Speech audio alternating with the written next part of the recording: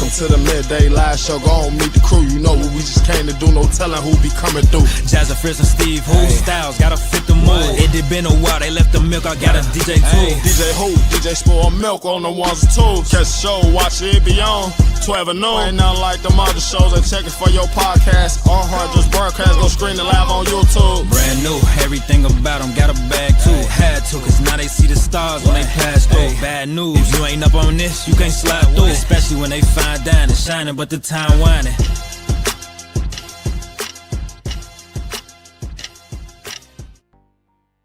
Yes. Welcome again. Episode 8, Laughter and Legacy. This week on the Midday Live Show, we're doubling down on the comedy, doubling down on the heat with two of the realest comedians in the game. We're talking about the legend himself, Mark Viera, known as the Latin Prince of Comedy, and a new rising star. Honestly, he's got the swagger of an OG, but the rising star, Anthony Fuentes, who you may have heard before, performing live at the Chicago Theater Works. They're bringing the next generation of energy, and they're shaking up the scene. So from the Bronx to Chicago, tonight at Zany's on center stage, we get raw, we get real about the work and the grind behind the punchlines. Mark Viera shares how family, culture, hustle built his voice in comedy. And Anthony, well, you know how Anthony is. He opens up about his fears, his faith, and the fire that fuels his journey. So tune in for laughs, lessons, and the behind the curtain peek of what it really takes to make people laugh in comedy. Welcome, everyone. Welcome to the Midday Live Show. Yes. Let me bring in the guests. Wonderful intro. That was a like, I want him, if I ever become a boxer, I want him to be the guy that brings me up. I was looking around the room. I'm like, who's the Latin Prince? Yeah, I was When? Like, what time? I was gonna ask if I could get an autograph. I was like, holy crap. Yeah. Right? Can I get a loan? I want a picture with that guy. They're gonna be like, you want Bruce Buffer to bring you out? No, I want Steve Styles. That's what I'm saying. Yes. With a Z. Yes. I want no damn Bruce Buffer. And DJ Spoiled Milk. Hey. And it's Jazzy Fierce, aka the fiercest of them all. Hey now. Jazzy Fierce. I know I'm just saying, okay. but DJs. But I just keep doing a drop for you, bro. I want when you're at the club, I want to hear that, bro. DJ Spoiled We need Milk. Yeah, I like that. Yeah. Steve, what were you saying? Oh, a lot of things. I be talking so much, I sometimes forget what I'm saying. But we have an amazing show ready for you guys. A couple of topics to touch on. Pause. Don't start. Stop touching. Too early. But we have an amazing comedian here. Like, let me tell you about it. He's a comedian heavyweight from the Bronx. He's got roots. He's Puerto Rican proud. Mark Viera, known for his high energy performances, vivid storytelling, and hilarious takes on family cultura and everyday life. Now, Mark has lit up the stages from Comedy Central to Amazon Prime. You may have seen him on Stand Up Revolution, Laugh Mobs, Laugh Tracks, and now he's here with us. So can we get a big round of applause for Mark Viera in the building? Yes, we can. Everybody? Absolutely. Much appreciated. Love that. Thank you. No, thank you. You know how I feel, Steve? I feel like, well, guys, everybody in general, like the accolades of television have fallen behind the presence of social media. It's like people aren't really celebrities or stars unless they're big on social media. Whereas I started my career before social media was big. So I really appreciate you giving me love on those things and on the work that I did social media, the hiatus of social media, you know what I mean? Like the height of it. Like I get it. I love social media, but there was a time when being on television meant something. And so I'm grateful that I was able to, bless Martin Lawrence and work with, Russell Simmons, Laugh Mob on Laugh Tracks, and being an integral part of the creation of that entire idea of that show. So those things are a big deal for me, man. So appreciate it. You're on mute, Steve. Gotta love that. And thank you again, Mark. We gotta give your flowers right now. We're not waiting to the end. We're gonna give them to you right now. And of course, we can't forget about the man that made this happen, Senor Anthony Fuentes. You know what I'm saying? Yeah. Holding it down here in studio at iHeartRadio Chicago. Now, his accolades are impressive as well, but you may know him from Chicago Theater Works. And we love Chicago Theater Works because we work with Nick, and he's a big fan and family of the show. So again, How about another round of applause for Anthony? Absolutely. Yes. Shout out to Nick Ramos in Chicago Theater. And thank you Facts. to the Midday Live Show. And thank you to the dopest female in the game, Ooh. Jazzer Sophias. Y'all Thank better you. put some spec on her name.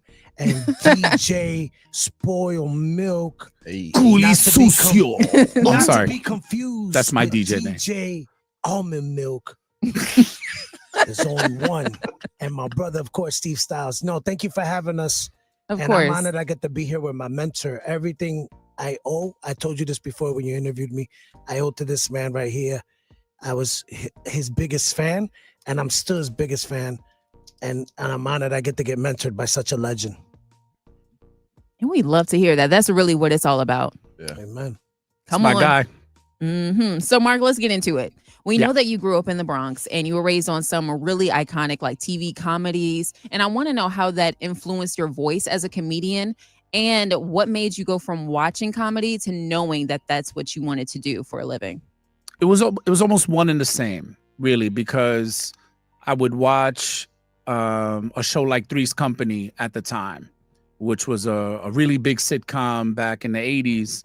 But John Ritter did something with comedy and his physical body that made everybody laugh. It didn't have a race. It didn't even have to be important, the message. What was important was the funny. And John Ritter took that, physical comedy to like a new level. And I know his influences are like Lucy, Lucille Ball, Carol Burnett. I don't ever want to leave those people out because I was watching those shows as a kid. Yeah. Even though they were on a rerun, but I got to watch Carol Burnett like live on TV, and everybody on that show was incredibly physical. And that's really my claim to fame. I don't just want to be funny. I want to look funny. I want to present funny. I want to perform the funny. I don't just want to say what's funny. I feel like that's another dimension to comedy that I want to own. I want to own that. So when people tell me, "Oh my God, you remind me a lot of Sebastian Maniscalco," I go, "Well, we were influenced by the same people, by the same group of comedians, which didn't just want to tell you what's funny. The Bernie Macs who were physical. He didn't have to walk like the kids when he did the kids in the house. He didn't have to become them. But isn't it so much funnier when you do, when you dare to take that risk? And doesn't the audience give you the highest payback when you do that? The answer is always yes. It's always yes. Eddie was very physical, and I was highly influenced by those physical comedians. But then there was a George Carlin who wanted to drive a point. He didn't just want to like be silly or funny. He wanted to make you think. And I feel like all that energy I try to bring to like 1 hour of a show. It's like I'm trying to harness all that Jerry Lewis movies that I used to watch as a kid, all that Abbott and Costello that I used to watch as a kid, and harness it into 1 hour. Like if I can really push the envelope of all those characters and all those characteristics, then I've done my 1 hour job. And then I got to fix my face to do it again for a second show and the tomorrow show. But it doesn't matter because a friend of mine always told me, you get a clean canvas every time you get on stage, paint something beautiful. And these are the paintbrushes that I use. I use my words, my available languages, because I do speak in Spanish sometimes just to mix it up. But also the physical comedy is super important to me. And I have expressed that to Anthony for his growth. I'm like, man, if you make that more physical, it's not that it's necessary, but wouldn't it take funny to hilarious? And to be honest with you, you only get paid real money if you're hilarious. Because a lot of comedians are funny. Right. So how do you separate yourself? How do you dimensionally say, I could do something better with those words if I could act them out? And there's another comedian named Arnez J.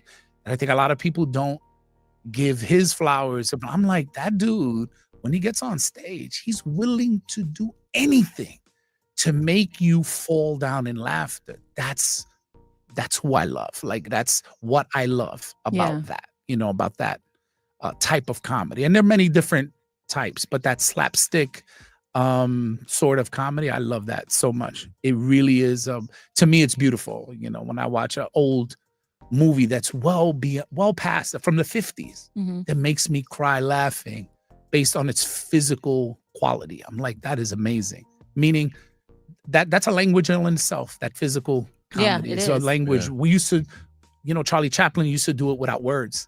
That's how strong physical comedy is. That all you have to do is show people and they'll love it. If you can do it right, they'll love it. So I really do drag a lot of all of that into each and every show. So it's a lot of dimensions to this, that people don't see that you work on constantly to make it better. They just know that show was funny. Right. Like that dude, because I'm adding these elements that I know will just make it better, and it's risky. Because you can do a lot of physical comedy and people like them. Crickets. You did a whole lot of that. Right. For that little app. For this right here. I would love to know the beginning of your journey, right? Like, what actually got you on your first stage? Was it somebody who said, "Hey, bro, you're funny. You need to do this"? Was it a drunk day? Like, I bet you won't go give 5 minutes at this open mic. Like, how did it actually start? It's a two-part answer to that question. The first part is, I think, what drives a lot of people to chase their dreams. They hate their current situation. I say that because I want people to know, who know about me, see me on stage. I was you. I worked that dead-end job. I worked, that place that you dread going to every day, that you got to get dressed for, drop kids off for, and go to that space that you just can't stand. I had a really good paying job that I hated. That's what made me start writing, right? So writing was one thing, but there was a lady at my job that, for like as a gift, gave me a comedy workshop. It was like $125, and she was like, "Here's a gift, and at the end of this, you get to go on stage, and I'm gonna come to your show." And her, with many of my coworkers, went to first time on stage. But if she didn't buy me that course, that 5-week course, whatever it was, I don't think I would have started comedy from that point. I had wanted to do comedy. And I tried doing comedy, but comedy is harder than you think in the beginning. People think that it's like, oh, I'm funny and I'm going to show up to a comedy club and I'm going to tell somebody, yo, I'm funny, I need to get on stage. They will kick you out and slam the door behind you. It's not how it works. And so I had to find out, how does New York comedy work? And I fit myself in. But the truth is, once I got on stage that one time, it was over. 24 years ago. Once I did that one show, I was in love. I was like, this is me. Nice. And as hard as it's been, I'm still doing it. Yeah. And that's a beautiful thing right there. Yeah, it is. Yeah. Yeah. And so for those that know, like, that have been to a show before or follow you on social media, your family is like a huge part of big time your comedy, right? And it's so rooted in like your real life. So what would you say was like one moment that you knew was like too good to, and like it has to be in your routine, like you have to work it in some kind of way? My grandmother. Yeah. So my grandmother was and remains, even though she's in heaven, remains my biggest influence, because she was just a dynamo, 4 foot something inches tall. But when I'm on stage, she's 10 feet tall. When the way I make her seem, she's much bigger than that. And it's because her effect on me was so big. So my pride is to give her a few minutes every show based on how big her influence, was for me. She's the best. And so all that is, remains my driving force, is how she told me one day, if you're going to do comedy, then do it. Don't do both, because you told me you're killing yourself. You have a day job and you're doing comedy. You don't sleep at night and you don't and you work all day, she was like, pick one, because everybody's suffering because nobody sees you. And it was just that one conversation that really mended to my bones. And I was like, all right, I gotta do that. I gotta figure this out. But her encouragement, her love through it all, pass or fail. She wasn't even at the shows. She just heard about it, me talking about it. And she was like, oh, you love it, then do it. Don't half-ass it, as we say, know, or back in the days, don't half step, right? Don't man, take the full step. Steve Harvey, although I don't like to quote him, he does sometimes drop a gem. And one of them is jump. Forget about the parachute. Just jump. Build a parachute on the way down. And then comedy and in entertainment, there really is no other way. You just got to jump. They say leap of faith, but that sounds cliche because so many people are in the middle. But if I could tell anybody anything, I would say at some point, you're going to look down and say, oh man, it's going to be worth it. And jump. Jump. I did it. I left a really great job with a lot of benefits. The benefits that most people, covet. You get 5 weeks vacation. You got, no copay, and you get sick days too. Like you said, no copay. I'm good. Yeah, no copay, nothing. Like I had the benefits that I'm serious. Most people covet. I left that job. I left that job to go into what is still the unknown. Man, 1 year I could make 60 grand. 1 year I could make 600 grand. It depends on the year. Right. Yeah. When COVID hit, I think all of us in this room know what happened. Yeah. We went from dreaming to nightmare. Facts. Literally. Instantly. From one news day to the next. We closing down everything. I lived in Brooklyn at the time. Do you know what Brooklyn looked like? The first week of COVID shutdown? It looked like I Am Legend, bro. The whole streets, New York City was empty. You have no idea what I've been through with comedy, through the highs and the lows, and even through COVID, I found a way. Zoom, all these different social media. I found a way to make people laugh. Yeah. Doing shows outdoors, in the rain, in the cold. Okay. If y'all know, you know what this sound is. Try doing comedy with that joint, like and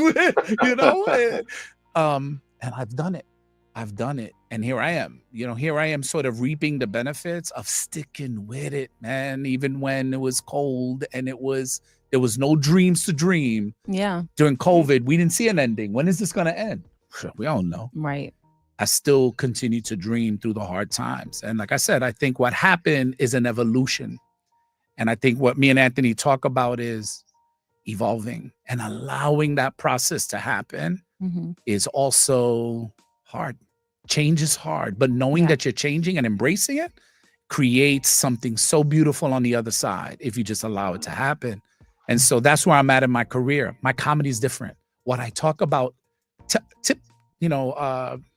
topically, sort of the same. Family, what's happening in me, but it comes out different now. I say my show is 100 times better than it was 10 years ago.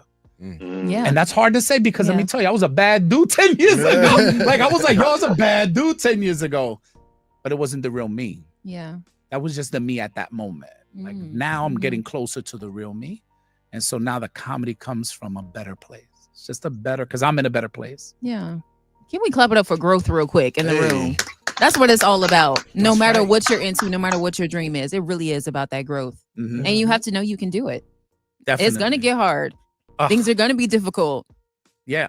Know that it's supposed to be hard. Yeah. Your journey's supposed to be hard. Whether it's the journey of love, the journey of life, the journey of growth, all of it's supposed to be hard or wouldn't be worth trekking. When you see people count Mount Everest, you ever seen those people prepare and then hire people and save money and get people to donate money for the course? You ever seen what they go through to go climb a mountain? That's life. Life's going to get that hard. It's going to knock you down. It's going to take your breath away. But whatever happens after that, it'll be worth it. It'll be worth it. I feel that. It's beautiful. Yeah, I ran up Mount Everest barefoot. Did you? With my Is there footage? blindfolded. I just need to see. Is It there was a footage of Monday. this? It was afternoon. Anthony. Afternoon. I got to the top. Then I realized it wasn't Mount And he Everest. did it on 1 Celsius. Yeah. On what's up? I didn't spill. No, but then I realized it wasn't Mount Everest. It was the hill at the park, but it felt like Mount Everest. Like Mount Everest. Oh, Yeah. yeah. It was Okay. it was a hill from Yeah, yeah, around yeah. the corner from the house. I got it. Yeah. I felt That's the real. same kind of wind Yeah. I probably feel if I Mhm. got to Mount Everest. Yeah. So I'm like, it's the same You heard thing. the. Yeah, Yeah. I heard the. Oh, Yeah. I climbed the Mhm. hill on Mount Hope Yeah. in the Bronx, and I was winded. That's Yeah, Mount Everest. but I was That's like, your that was Everest for me. That's it. That's your Everest. That's your Everest. That's actually a good. analogy. Well, it's a good name of a comedy special. It's my Everest It is. because it has meaning to you. I don't know what you. I don't know what you've been through to get to the top of whatever it is that you're climbing. You know what I mean? Maybe that's I like maybe that. that's the Right. the I name like of my that. new Notepad special out. is my When I Everest. tell you, I loved. So I grew up watching Mark Viera on TV, and I was always like, oh my God, I wish one day I could meet him. He's like my hero. He's my idol. So the first opportunity I got, it was given to me by a booker. Said, hey, you want to pick up Mark Viera? And I said, say less. I'm there. I wrote a Yes. script of what to ask him and talk to him about. I was that nervous. I read it the day before. I was like, oh my God, I'm gonna meet Mark Viera. And when he sat in the car and we talked, I felt like I had been with a brother all my life. And I'm glad, I'm lucky that I've been handed him as a mentor. I think, his grandma passed, my grandma passed. I think our grandmas got together and put us together. And it's like when he talks sometimes, the gems he drops are things that stick with you forever, for a Yeah. lifetime. Yeah.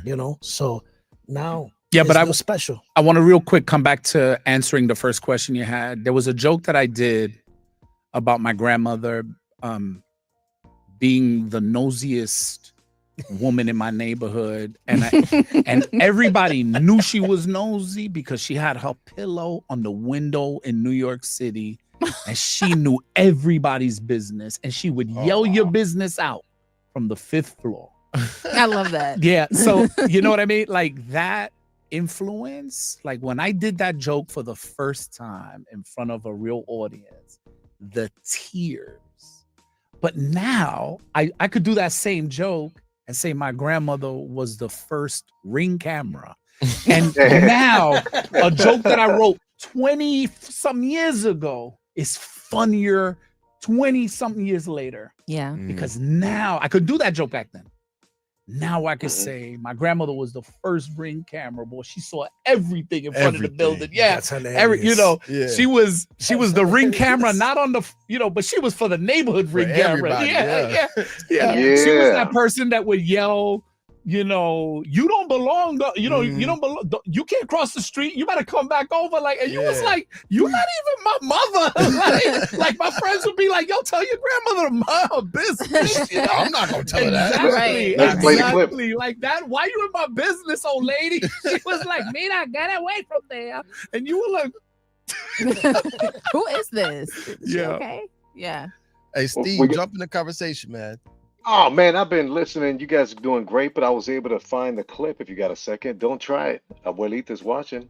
Yes. My grandmother's 84 years old, still alive, still lives in the same building we lived in growing up. My grandmother still lives. My grandmother is the most gangster old woman I've ever seen in my life. You know why? Because she's 84. She is nosy. You understand what I'm saying? She knows everybody's business in that building. Everybody. You know how? She don't care no more. Because in the right now when the weather's getting nice, my grandmother puts her pillow on the window. And she is on patrol. You understand? I don't know what's keeping her in. She's all the way out. And if she sees you and she knows something about you, she will scream it out from 5 stories up. Excuse me, mira, don't park your car over there. You're gonna get a ticket. And you already got $35. You don't pay your bill, okay? I know, watching you. I'm watching you. Excuse me. Mira, pay your rent. Pay your rent 4 months. You don't pay. She knew Nobody can live for free, okay? And I see right here. Yeah. So I see it. So The my physical point comedy is you were the talking physical, about. I the see it. physical part of that. I could have just stood there and did it. It still would have been funny. The premise is funny. My grandmother is nosy is a funny premise. And I could prove that she's nosy because she spends her day hanging out the window, yelling out people's. It's a great joke. But when you give people that visual, yes, Definitely. and then when you become them, you could say anything. You could say anything. So the fact that I do her voice, her inflection, and all of that, it really is me acting. And that's the other part of that I told Anthony when I met him. I go, you're a performer. Perform. Absolutely. You know, we can go, you could preach or you could perform. Brother, dare yourself to be a performer. I promise you, you're going to get a lot. Look, my man just got an acting gig. Yes, An acting gig. And he called me. He called me. He called me and he go, I don't know nothing about acting. I didn't want to tell him. I go, yeah, you perform every night. You're acting every night, Pop. Absorb that, embrace that, and grow. And grow, man. Don't ever say that's not you. Because they saw something in you. You didn't see in yourself, man. Go out there and act. Go out there and act, man. It did help. You It know? helped because I use I always listen to what he tells me. He's my mentor, you know, and there's times I'll do a joke and I'll think it's funny and he'll critique it. He'll be like, nope, you got to fix this. You got to fix. I'm like, dang it, man. Why you didn't tell me that before? I went on stage. My golden rule, never introduce someone you're not willing to become. Yeah. It's my golden rule. I don't care if it's the dog. I don't care if it's a chair. If you grab the chair, become the chair. If you talk to the dog, make sure the dog talks back. Because that's comedy. Anybody can talk about their dog. Man, I had to take my dog to the vet, but it's boring. But you say, man, the dog was looking at me in the car like, where we going? Changes the dynamic of that whole interaction with the dog, right? Now the dog is like, Bob, I didn't make the appointment. Who made the appointment? All of a sudden, the dog not only got an attitude, he sounds like my brother. You know what I mean? Like his voice is hilarious, you know? So I engage with Anthony in these really deep conversations about the art of comedy, not just the laughs. It's like there's an art behind this that the people, you never want to show people everything behind the curtain. You just want them to come to a show and you've continued to develop something, a skill set. You know, like I do impressions and Anthony, I make this, we play Call of Duty together. Oh my God. And we're online, you know, and all I do is impressions. And the people that are online in the universe of multiplayer, they're like, is that the real Arnold Schwarzenegger or something? You know, like, is that the real? You hear them talking? He's crying. He's crying. And I'm just goofing around with him, you know, on the game. But it just, the fun part of playing in the act house. And again, I get the line, it's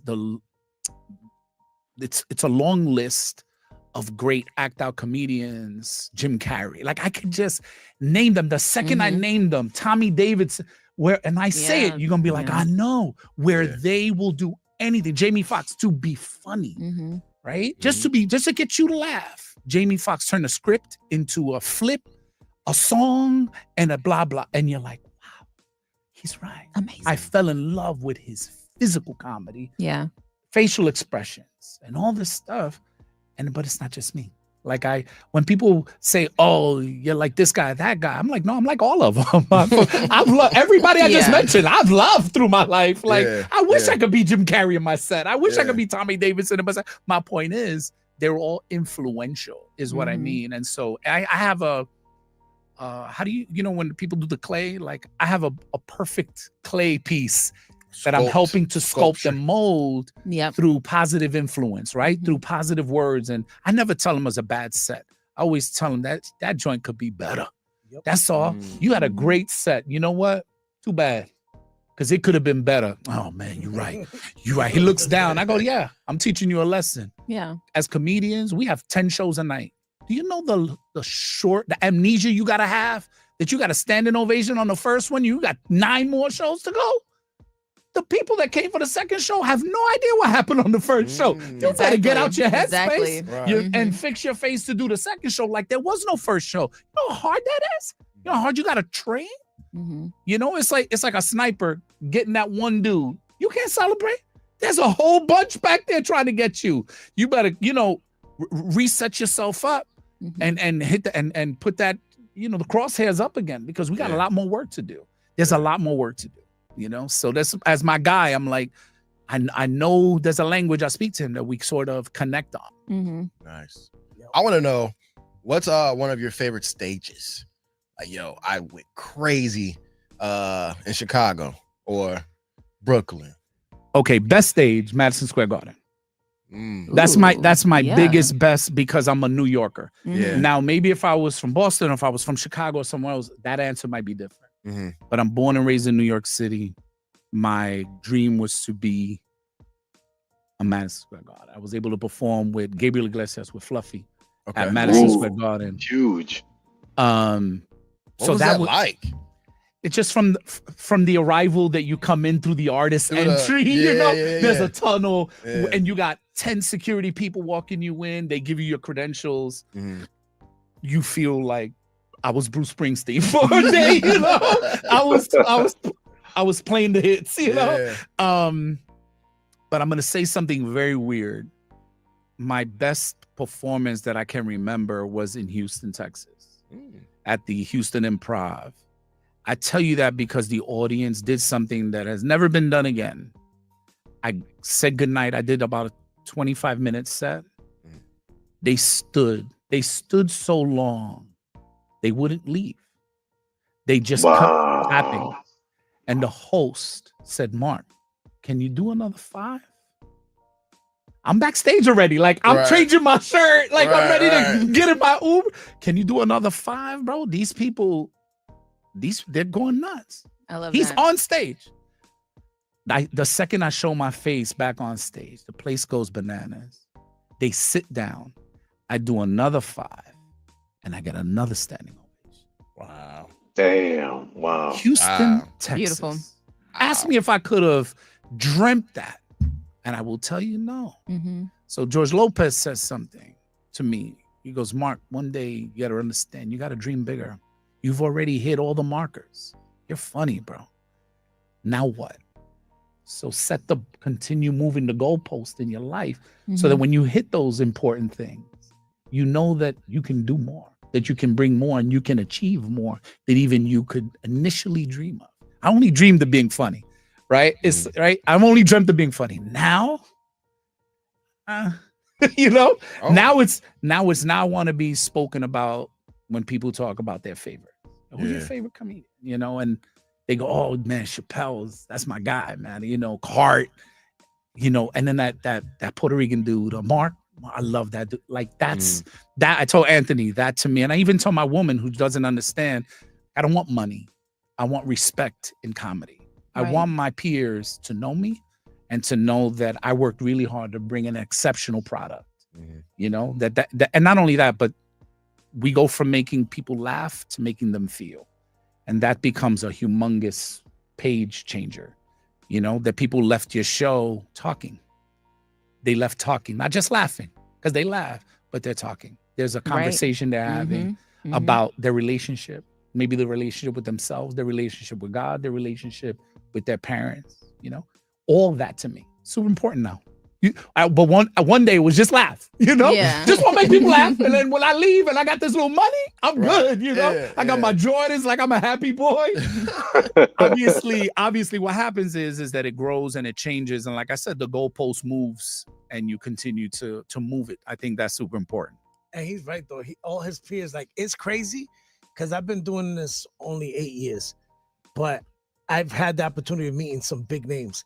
And I call him sometimes because I'm like, who don't know you, bro? Because I was with Russell Peters. And he didn't even look at me. He didn't even bat an eye. And then we was in his green room. And he goes, where you performing next? I go, well, I'm at Levy Live. And of course, I'm a name drop because it's Mark. But I like, maybe he knows. And I go, yeah, I'm with Mark Viera. And all of a sudden, Russell liked me now. He's, oh my God, Mark Viera, that's my brother. I know him. I'm like, even the acting gig, I'm doing the acting.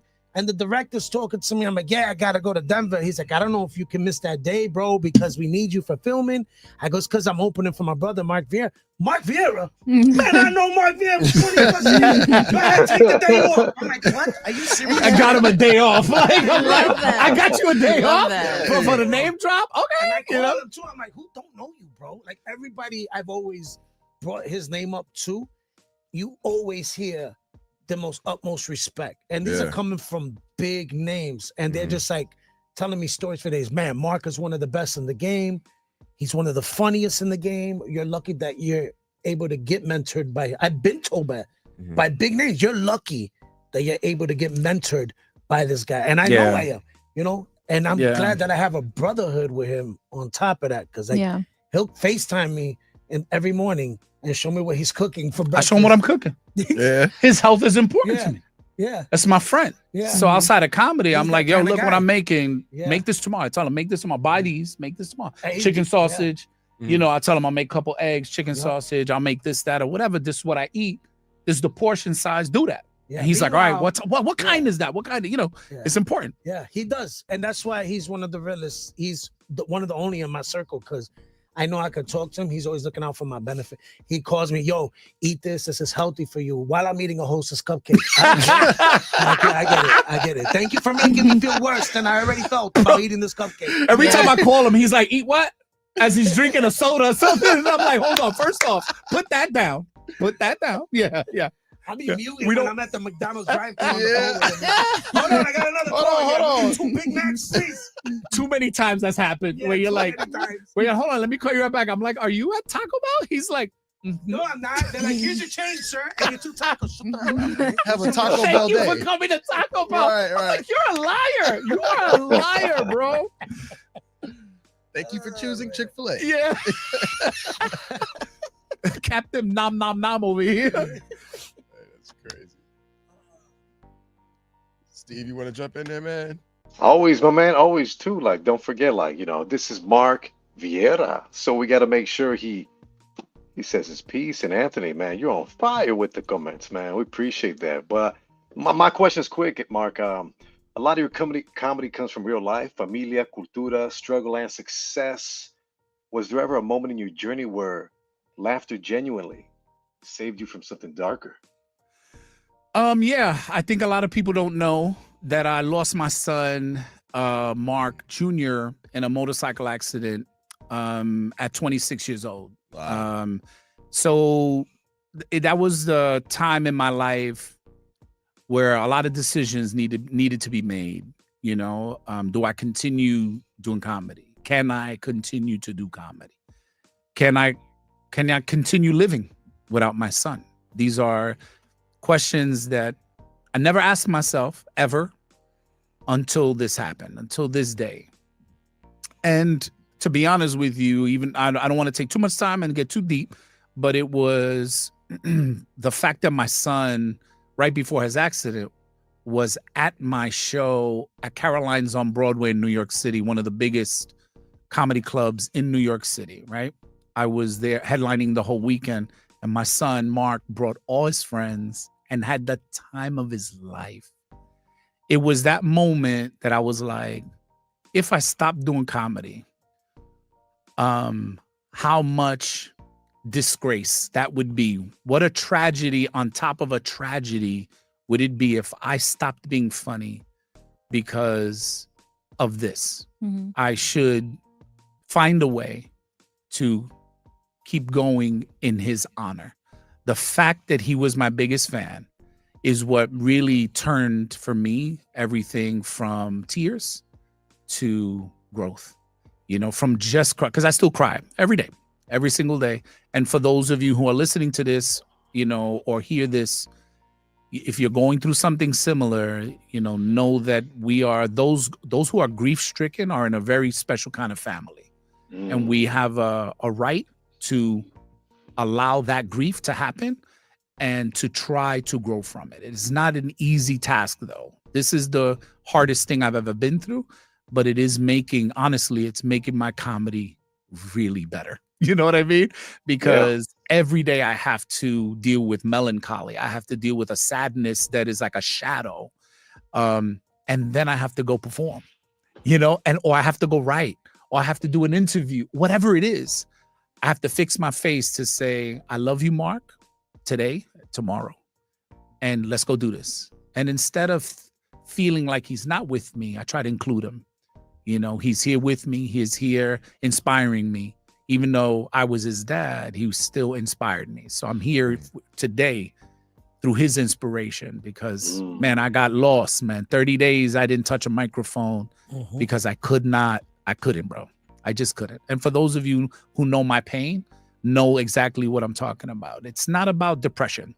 It's about real loss. People want to put you in a box, or label you. Well, you were dealing with, and if you have never lost a child, you have no idea there is no clinical answer to losing your baby, man. There is no book that's going to tell you how to deal with somebody or this kind of loss. Most people that have to deal with this, man, I take my hat off. I take my hat off. If you come out better from something like this, you deserve a gigantic salute, because I've been there, man. I've been there in the shower not wanting to get out. I've been in there for 2 hours, bro. And I've not wanted to come out that shower because I'm just grief stricken. And that feeling is you can't plan for those, that kind of hardship. You can't plan for it. You can't say, no. I lost my dog Petey when I was 6, so I think I could go through anything. It's like, nah, it ain't this, bro. It ain't this. Right. I promise you. Remember my parakeet died. You like, yeah, but it ain't the same. There isn't a training school. There isn't a special medication that they can give you that's going to help you deal with this. I tell people, even my woman, who I love very much, I respect her enough to tell her that I love her even though a part of me is missing, and there's so special parts too. And the fact that she allows me to love her even with those missing parts, she still loves me back with those missing parts, is incredibly deep. It's incredibly deep because, man, a big part of me is grieving. It's grieving, Appreciate the transparency again, Mark. Thank you again for sharing something so personal. Yeah. Thank you, guys. Yeah. But we want to switch gears a little bit. We have a great game here on the Midday Live Show where it's called Rapid Fire. Where we hit you with all these questions, and these questions have only one rule, Mark. You say the first thing that comes to your head. And remember, this is a safe place. Wink, wink. It's a safe place. Somehow I think this is going to be easy for him. I think it's going to be fine. Right. We're not going to clip up the video and put it on YouTube. Maybe not, but we're not. This is a safe place, brother. But I'm going to kick it off. I'm going to kick it off with 5 questions, and I'm going to send it right over to Jazz or Fierce. All right, Mark? You got it. Listo. Here we go. Numero uno. Who you texting the most, Mark? My woman. Good answer. Yeah. Good answer. Yes. How about this? What is the worst piece of advice you ever got? Quit. I felt that one. I've been told that many times. Quit. Go back to work. People think that we're not working.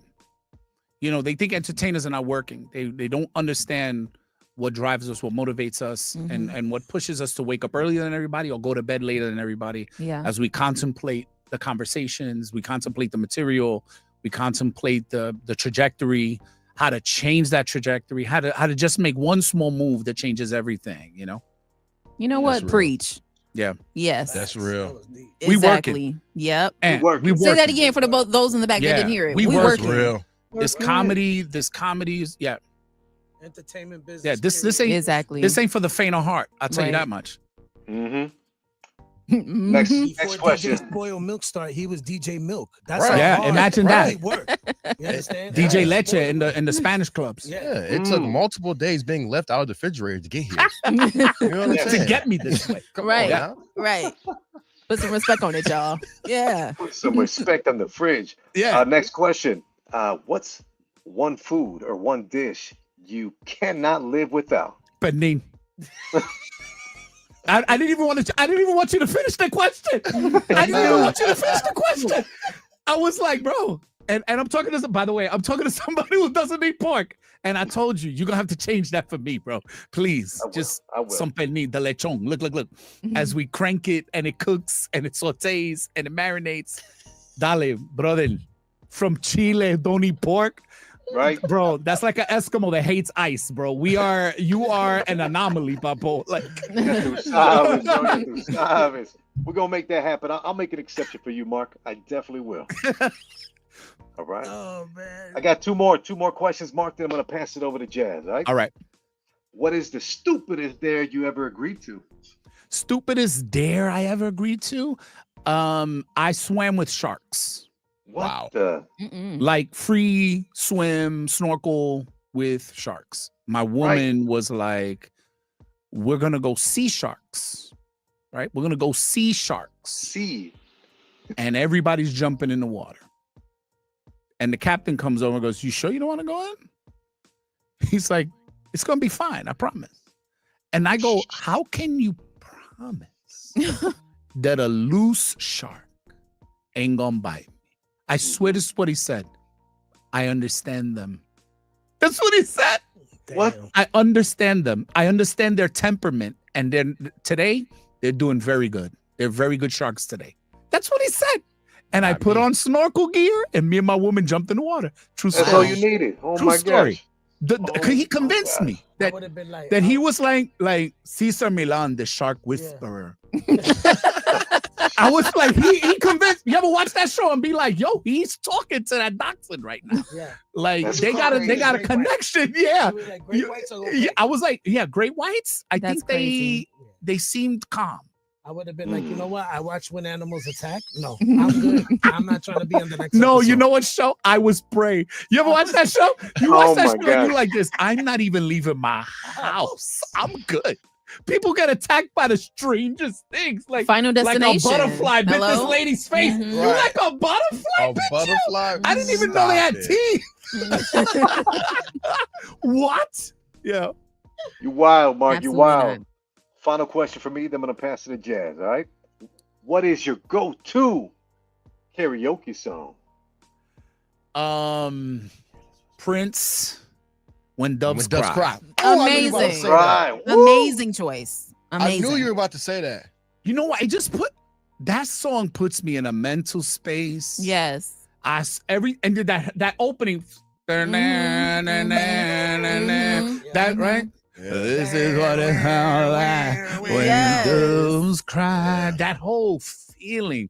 I'm watching the movie when I was a kid. I'm watching Mhm. Purple Rain. I'm watching the movie with Apollonia and her boobies are out, First and I'm a wife. kid, and I'm like, Yep, she was my first wife. And I- Oh, People don't know I married Period. Apollonia in my mind. that's I think we all had that. You know, when we were younger, had we 2 married kids. someone in our head. Anthony got Yeah. Anthony became Tracy Morgan right there. I got Apollonia pregnant. I don't even I was care. in my room the entire summer that I watched Purple Rain. My dad said, "Come out." I said, "No, I'm with my wife." I'm with my I'm wife. married. I'm on a date. You're Quality 8 years time. old. I am married to Apollonia. Well, one time we serenaded. He took me to my first Waffle House in Mhm. what was it? Toledo, Ohio. Oh, Toledo. Took to my first Waffle House. We were there at 11:30 at night singing Oh, Careless Whispers. Whispers. Yeah, What is a at whipper? the top of our lungs. Man, I can't even speak. I'm having it's the Celsius. I'm like that. It's giving He him told you don't Alzheimer's do it. already. He said The don't do Celsius it. is already giving him Alzheimer's. He's 40 years old.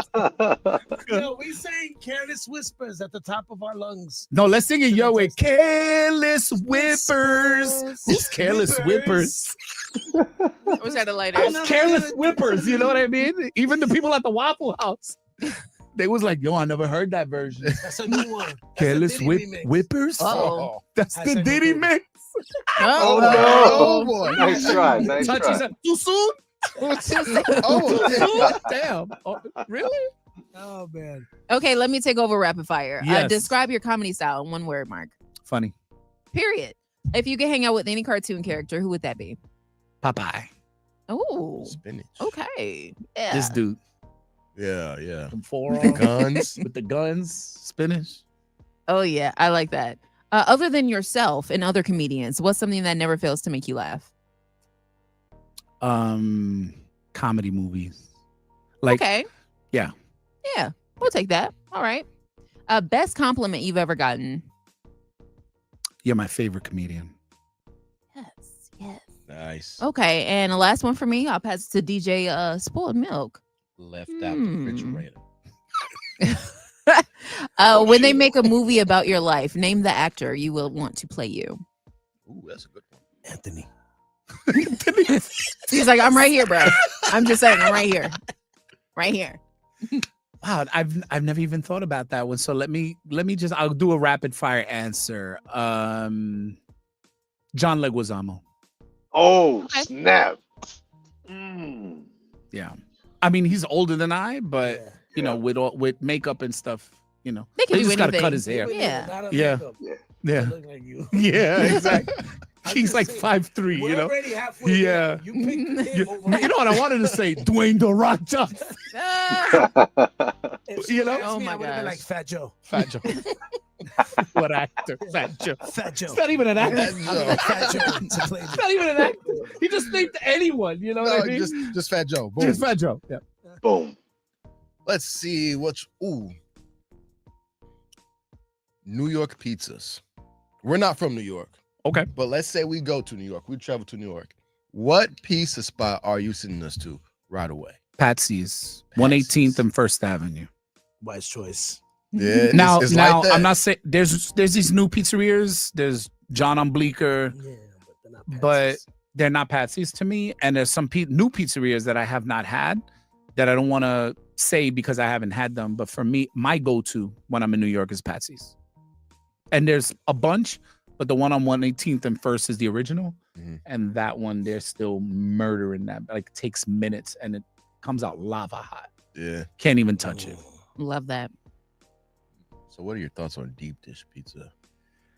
It takes too long. Fact. That is a fact. That's it. Mhm. Now, That's a do I fact. love it? Anything with mozzarella cheese and sauce, you got my Yes. vote. Yes. But when you're sitting there an hour and change waiting for a pizza, you get antsy because you're done with salad. You don't Yeah, want to eat too much facts. bread, Right? and now you're just angry. By the time you get it, you want to go home. Yeah. Like you have one, and you're like, I'm gonna get out of here. We've been in this restaurant for 2 hours. Like yeah. You're like, I got this here, is it was daytime. this is way It's not too even- long for a restaurant. Hotel room 2 hours is I okay, got but here you know, Monday, it's Tuesday. right. I'm having pizza for breakfast now. Yeah. Jesus, how did this happen?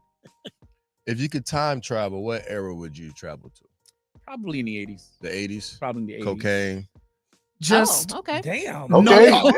Okay. No, why was I that mean, the first thing? I'm just curious. I mean, Milli Vanilli. They think Could've about said the Mountain Dew, music. nothing. Remember when they made Mountain Dew in the 80s? You know, I'll tell you why. The prices of things were better. I think the quality of things were better. And as a comedian at heart, comedians were so respected in the 80s that every single comedian that was working in the 80s had a TV show or was on a TV show. Mm. Every Yeah, single one. sure. That's a good point. Yeah. That Yeah. dude, Bronson Pinchot from Beverly Hills Cop, the first one that was at the art gallery. They found him at the Comedy Store. They found Damon Wayans at the Comedy Store. He's in the Wow. movie Beverly Hills Cop. He plays the bald-headed Valet. that gives him the bananas to put into the yeah. into Yeah. the Mhm. exhaust. That's Damon Wayans. So we're talking about comedians that were picking out of comedy clubs, putting them in movies, putting them on TV. So back to it. 80s. The 80s, no, there was a comedian, Billy Crystal, out of the Yeah. comedy club and onto a TV show called Soap. Mhm. Robin Williams, who was doing anything at that time to make $1, was picked out of a comedy club to do Mork and Mindy. You know- Mork and Mindy, yeah. I'm just talking about every comedian that was, what's his name? Freddie Prince, Chico Oh, wow. Man. picked out of a comedy club, went on Johnny Carson, if you watch that set now, you won't laugh. Got that one appearance on Johnny Carson. He was on a TV show that he was the star of called Chico and the Man. Looking good. Okay. It's like now you got social media influencers getting more money at comedy clubs as a deal than the comedians that built the comedy clubs with their funny. So the Earthquakes, Chappelle's, Fluffies that have been doing comedy for 30 plus years, the JB Smooths built those clubs on their laughs. Now you got somebody who does 3 funny videos on Instagram, and they're headlining that same club, getting a great deal because people want to pay to see the person that makes those videos. They don't even care that the person is funny. Right. They're not even buying into the comedy. They're buying in that you're gonna do a dumb video, something dumb that you do in your video to make them laugh there. So I call that the Jackass effect. That's what Jackass did, is they made the normal people SARS. And I say that I don't want to because I sound like a hater, but I call it the talentless suddenly have something to say. Ooh. Talentless gave, what was his name? Steve-O? No. The Jackass guys are one, right? These guys, come on. Yeah. Steve-O, headlining comedy clubs. But he does. Puts a firecracker in his butt, and that's comedy. Yep.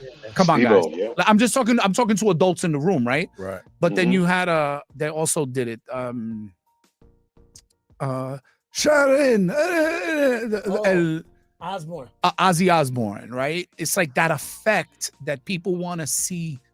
They think, just because you're a family, you're a celebrity. That's not. What is celebrity about? Then my dad is Ozzy Osbourne. That doesn't make you a celebrity. You're the kid of a dude that ate a bat on stage. That doesn't make you a celebrity. You're talentless, But his wife is hosting the View, the show, the talk, the this and that. Girl, you have no right to be there. Yeah. You see what I mean? You have no right to be there, but this is the sort of world we live in where, the people who have talent are sort of now in the back seat of the car instead of in the front seat, which I don't have hate for. But the reason my answer is the 80s is that, comedians had high value. I mean, Roseanne Barr had a show called Roseanne based on her stand-up comedy of being a domestic goddess. I mean, she said that one line on Rodney Dangerfield's special on HBO. I'm not a housewife. I'm a domestic goddess. Fran Drescher, a comedian from the Comedy Store. Caroline Ray, a comedian from the Comedy Store. TV shows. Look at the 80s and look who was on TV. Ellen DeGeneres. She did in the 90s, but when was she hot as a comedian? In the 80s. That's Johnny real. Carson. This is during Johnny Carson. This is before Jay Leno. Leno's later. Leno's in the 90s. Yeah. So I'm just saying that 80s is really the golden era of comedy. It's really the golden era. All that show, the Golden Girls. Oh yeah. These were people working comedy. B. Arthur was a comedian working at comedy clubs. Shirley from What's Happening, a regular comedian at comedy club. Her pictures in all the comedy clubs. She was a working comedian. Picked her out. She wasn't the lead. She's making money, man. She's making 10 grand a week. At that time in the 80s, can't get mad at that. Exactly. On the hit show of the time, What's Happening? That's my show, man. And every show from that point was filled with comedians in the 80s, man. Every show. And I hate to bring it up, but like the Bill Cosby show, like you're talking about these comedians that were household names because that's how Hollywood treated comedians. They coveted and loved comedians. Now Howie Mandel is suddenly like he's everywhere. In the 80s, he was on a show that wasn't a comedy show.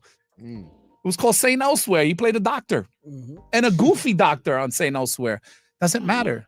See what I'm saying is that thing where these producers were like, we need talent. Let's go to the Comedy Store on Monday night, see who's there. Let's go Tuesday night again. Let's go Thursday night. And, and they were just handpicking. We like that guy. Bring him in. Let him read for this part. And ask me when was the last time I read for a part. Ask me. Doesn't happen. Doesn't happen. But I promise you, these social media people, because we want to put somebody already who has a following on my show, because that's going to help my show get viewers. I got to agree with that because the show that I got cast for, Barry Brewer Jr. Shout out to Barry Brewer Jr., who's the director. Yeah. He had a phenomenal idea, book comics to do this TV show. It's a hit. It's going to be a hit TV comedy series called Dialed In. And Mark helped me be calm. And when I got to the studios, Barry added to it. He said, I want you to be a comedian. Don't read the lines, make the lines yours, like if you're on stage. And he told every comic that. And when I tell you that this was like, even the crew, the light, they were cracking up after every scene because we're all comics working together, having fun. We, like he said, you know, you put a comedian in his environment and he's gonna improvise the heck out of it because he does it for a living. Yeah. Shout out to Barry Brewer, man. He was on our show last year. That's my dude. Barry Brewer is that's my dude. I love him. Yep. Definitely a good guy. Yeah. Definitely. And as Shout soon out as to I him. brought up Mark, he, like I said, he gave me a day off. He was like, Mark. And it's funny You because need anything else while you go? That's my dude. Man. Take the day off. I called Mark. I said, look who I'm with. And he took the phone from me and they went and walked away. He did. We was on FaceTime talking about some shows we're gonna do. You know? For 40 minutes, I'm just sitting there with no phone, no nothing. I was like, damn. Yeah. So let's talk about the show, man. You guys are performing tonight at Zany's. Yes. Zanies and Rosemont. Zanies and Rosemont. What's the show? What's the vibe? What's going on? It is the funniest show in Chicago for sure this weekend, but I would even venture to say in 2025, man. There'll be no holds barred laughs from the very beginning to the very end. It starts with Anthony, it ends with me. And the combination of funny, I think, is breathtaking. It's fun. Not only that, is we bring a certain sort of love and light to the show. We love what we do and it comes off. And I think the audience winds up even loving comedy a little bit more because they got to see two comedians do comedy. And like I said, I put this show up against any other show this weekend as far as pound for pound funny. And so I don't care who it is, but me and this dude are going to handle the stage. We're going to handle ourselves and handle the audience with class, with hilariousness. And before the show, I'll tell Anthony, have fun and push the limit. Always push the limit. Yeah. I don't tell the comedian before me, don't be funny. Don't do a joke about this. Don't say that. I pride myself on making my adjustments like a football player does. Yeah. You know, play by play. So I watch Anthony. I listen to him. I get in my headspace and I prepare my set. I don't care what he talks about. He could talk about his grandmother when he's on stage. It doesn't matter to me. As long as he's rocking. I want to hear that audience laughing, and I dare him to have his best set ever. I literally tell him that before the show. Always. I dare you.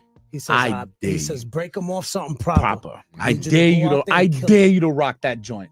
As you should. So this way, the energy is here, and all I got to do, honestly, is making my life a little easier. It's the cheat code.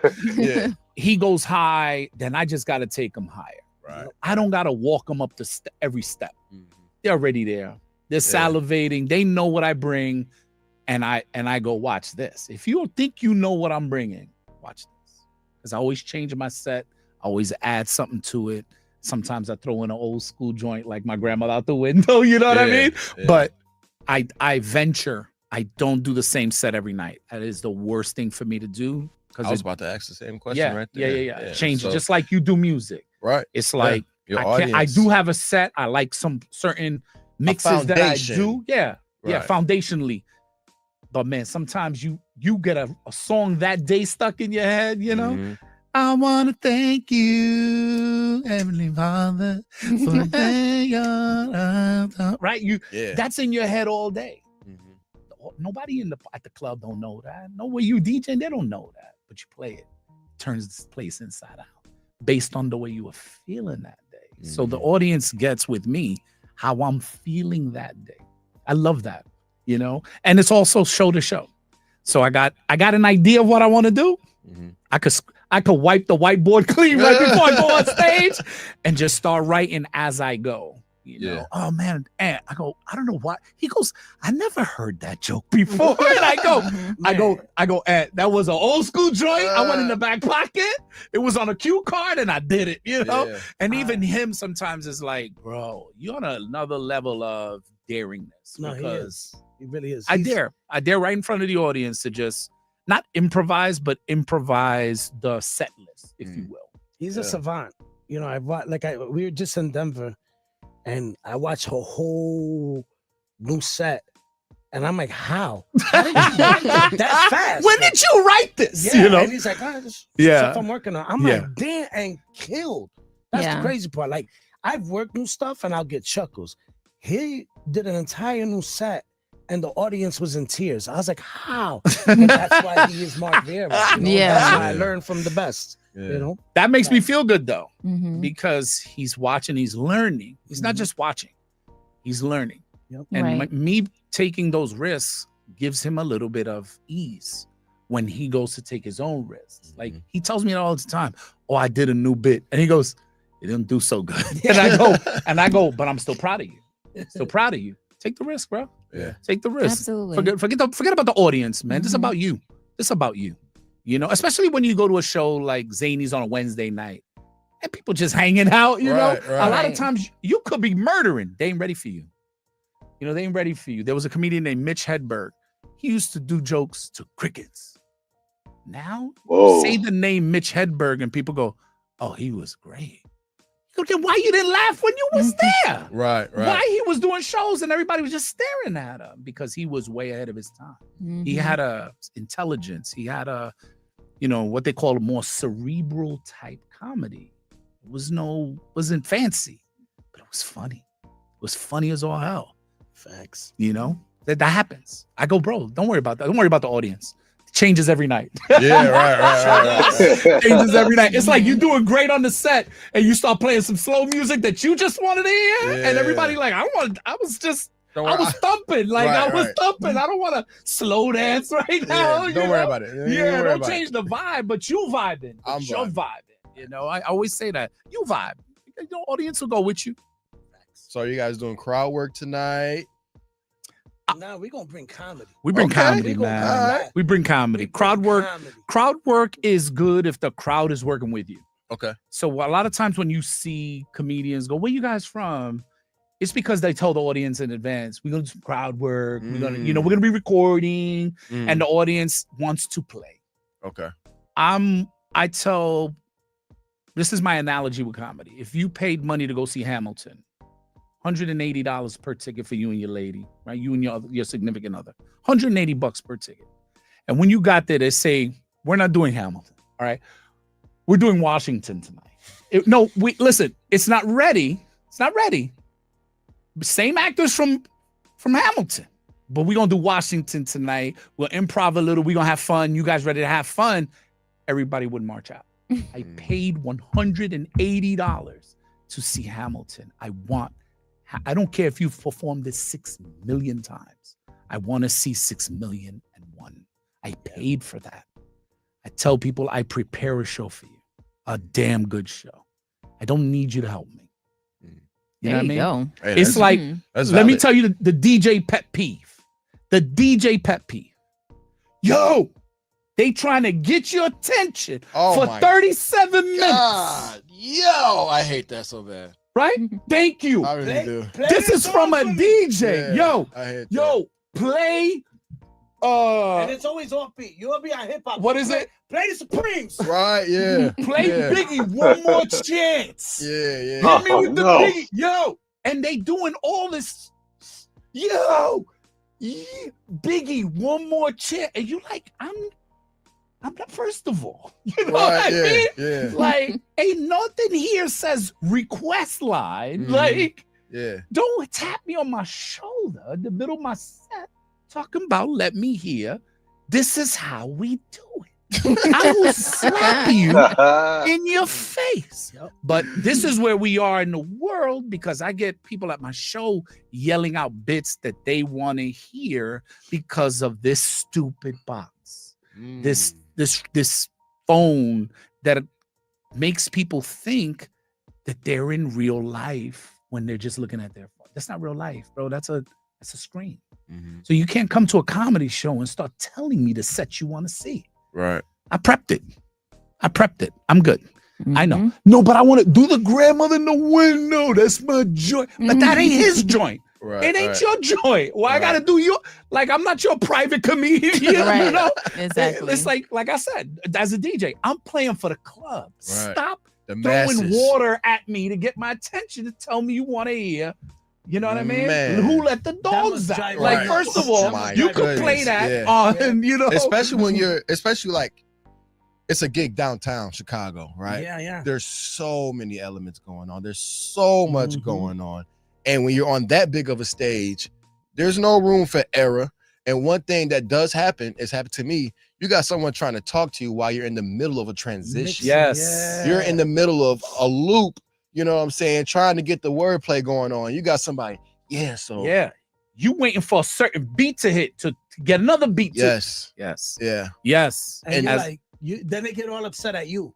And I missed my transition. Yeah. Now Yeah. I have to wait a whole nother verse to get out this song, because now I can't just cut the song the way I wanted to. Yeah. I got to do it, smoothly. yeah. Oh And man, yeah. it's Yeah. my And they God. start with us, crying. timing is comedy. Yeah. Comedy is For timing. sure. Those two things For are sure. synonymous. They work together all show long. Mhm. So if you yell something out when I'm getting ready to drop my punchline, That's Makes it worse. I That's want to get beautiful. off stage, I completely choke you out, understand. get back on stage, and finish my show. Yeah, like Yeah. So anyway, you know. So anyway, so I'll leave it there. But I'm just saying, like, I know, again, just watching. You see actors on set. They don't want to be spoken to. They ain't being nasty. They're in the element. They're getting ready to do a scene. This ain't the time. Excuse me. I'm sorry. Can I get a picture? Just in my moment. It's like, no, Right. no. Mhm. Work. You understand what's going on in my Mhm. mind right now? Right, There's a right. timing element. I got to remember my lines. I got to remember the line somebody else got to say to then hit them with Right. the return line. I don't need you all in my face talking about that. And I've seen it. People think just because they yell cut, that's the end of, no. It's just the end of that Mhm. moment. It's not the end of the Right. scene. We're doing a bunch of scenes here. Like, it's just weird what people will do, like you said, to grab that attention and Mhm. take you away from the energy that you need. That's Mhm. it's like, It's your work. I say it. Comedians that come prepared to do a set, they're comedians. Yep. Everybody else is doing comedy. That's how I leave it. Doing There comedy. you have it. And Yeah. you're working. It's your work. Yeah. You don't want to be bothered. Then they start, Right. like I said, they start crying. You're like, why are you crying over spoiled milk? He's been dying to say that. That's a good Oh one. my That's a God. good one. 37 seconds. Anthony. To say, I thought you was gonna get You away are a from it. I said, I'm not cornball gonna on miss the this. highest level of I was cornball. waiting for it, bro. That was my dad joke of the day. I said, don't you That take was my good. dad Look joke. at cornball. That's That's because they're crying over spilled milk. And I didn't know-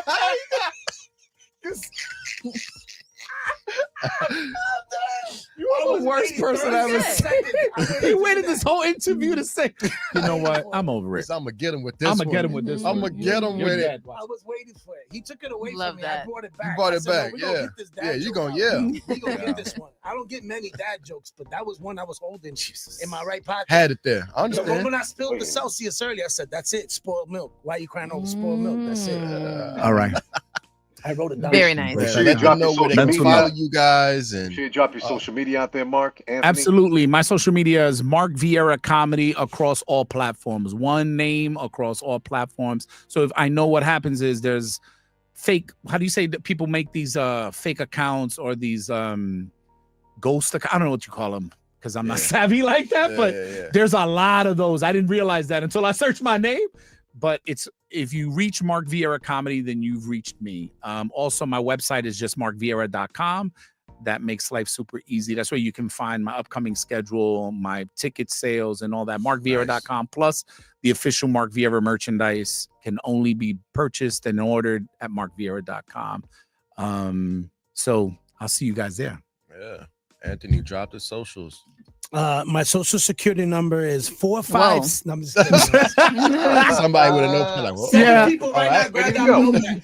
DJ The last Smith was four? writing it down. Like, I'm about to get some free credit right now. What was the last four? I knew he was gonna mess it up. You heard that? DJ spilled milk. Oh, We knew he was gonna mess that up. it's okay. I was Okay. gonna mess that up. Oh, But I knew it. didn't. But I recovered. My social media is Anthony Fuentes Comedy on everything, TikTok, Instagram, and then Anthony Fuentes on Facebook. That's it.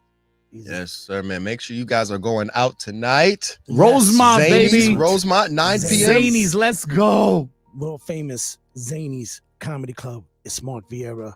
Stop playing the Latin assassin. You're Kung Fu. You're Kung Fu. is masturbate. It's quite good. It's quite good. You're Fabulous. imagine somebody that that's dope. If so in real life, You should do your set like that. you're today. DJing. Huh. It's It's top quite notch. good. It's great. Hey, You are Look at the material, folks. Okay. This is nothing. You got to come out to Zany's tonight in Rosemont. that's right. Let's go. That's I right. have truly enjoyed myself today. I'm Oh not my gonna God. lie. Me Thank too. you guys. Me So too. have we, man. Thank you Yeah. for Thank having you us. guys so Thank much. you, Of Jazz. course. Thank you guys so Thank you much. guys for coming out. My brother, thank Sure. you. Yeah. Steve, thank you so much for having me, brother. Thank you. Of course, man. It's been amazing.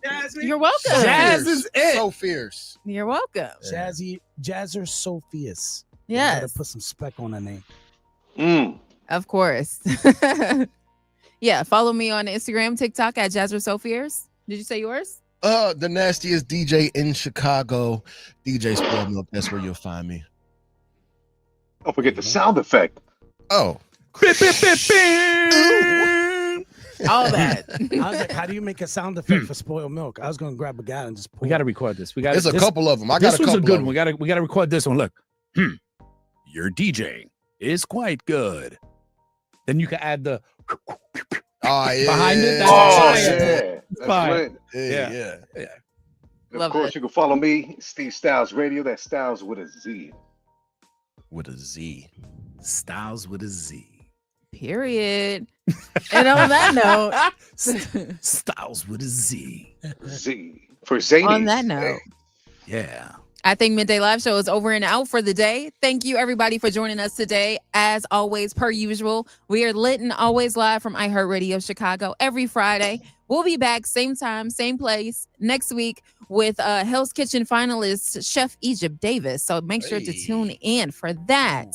Bring some food with you. Yeah. Bring some And, snacks. Can I come for that interview? Right. of course.